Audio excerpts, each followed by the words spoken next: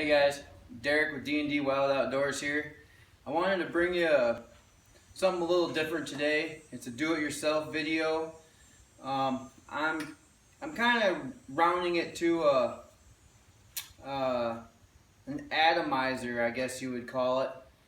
It is a fuel vapor system that I've built for my generator, and it was kind of in the wants to save fuel and have a project to do it myself and just kind of learn more about fuel and its qualities and what it can do and how much mileage you can actually get out of your equipment versus what's given to us, off the shelf. So I built this system off of other ideas, off of other people's plans, and kind of modified it to my own and made it a very usable system. In fact, I use it quite often. I have it set up on my backup generator for my home for power outages and such.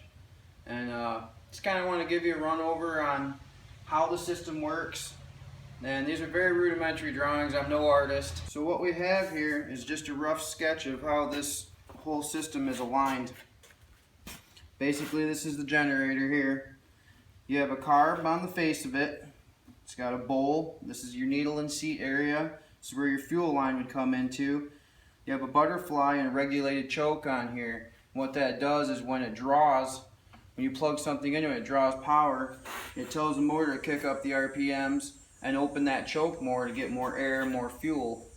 So what I've done is I took off this regulated system, and on the face of this carb I left the butterfly there so that I could regulate it also, which inevitably I never even needed. I've regulated it, and I'll show you with the air valve.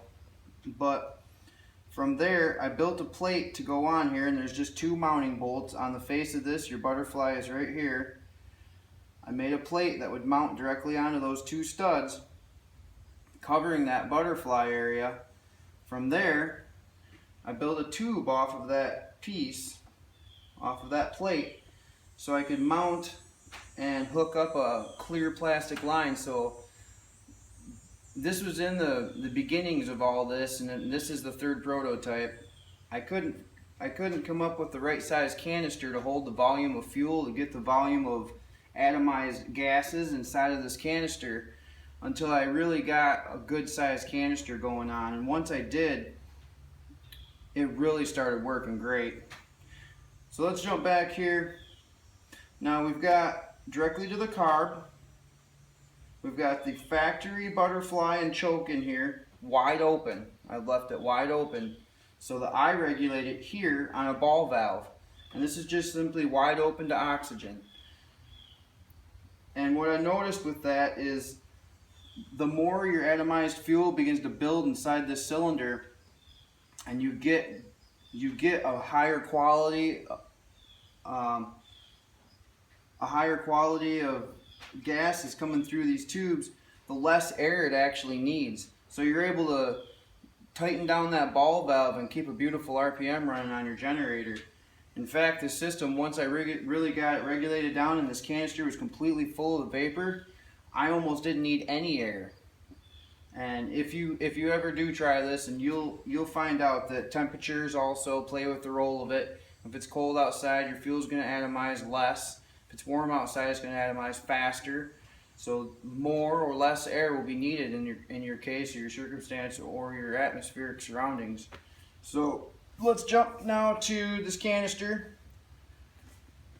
Like I said, the first canister that I used was only about half this size, and I just couldn't get the volume of gases inside of it.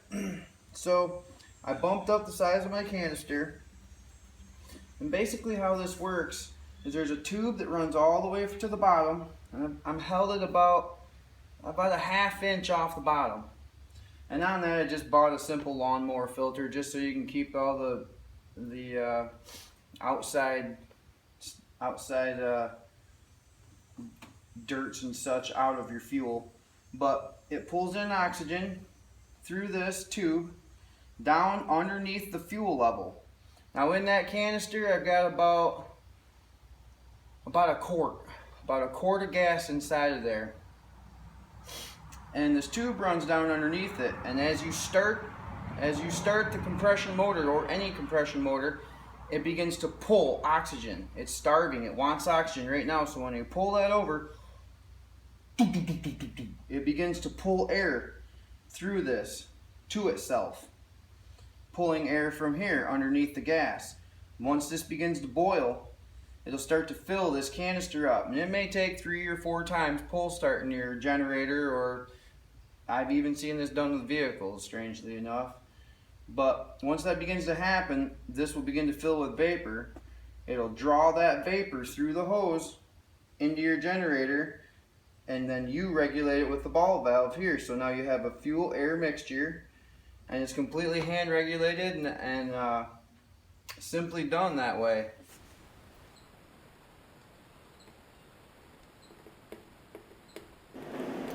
In this clip, you'll see that we're removing the plastic shroud that encases the air filter itself, the handle for the choke, and also the shroud that holds the air filter in place, allowing the carburetor to be completely seen. Those 2 studs are the mounting brackets for the tubed piece that I made to hook my system up to.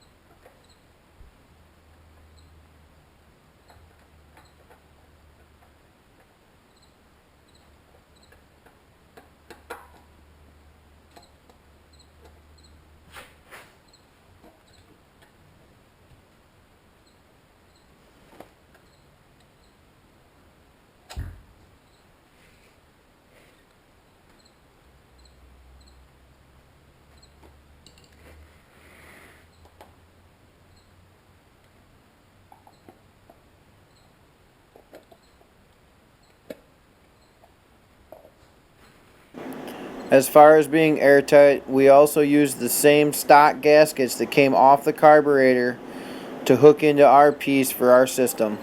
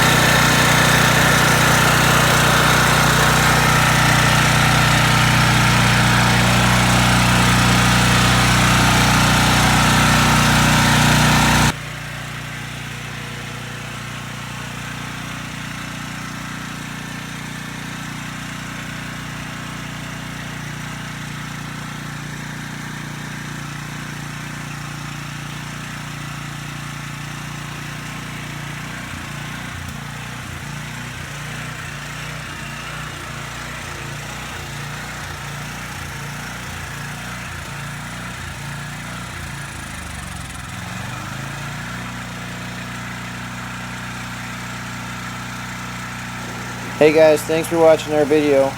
We hope that seeing us test our ideas pushes the viewer to open their horizons and seek out new ways to better their situations. Visit D&D Wild Outdoors on our YouTube channel and Facebook page for tons of outdoor footage. Please like, share, and subscribe. Thanks, and we will see you all soon in the Wild Outdoors.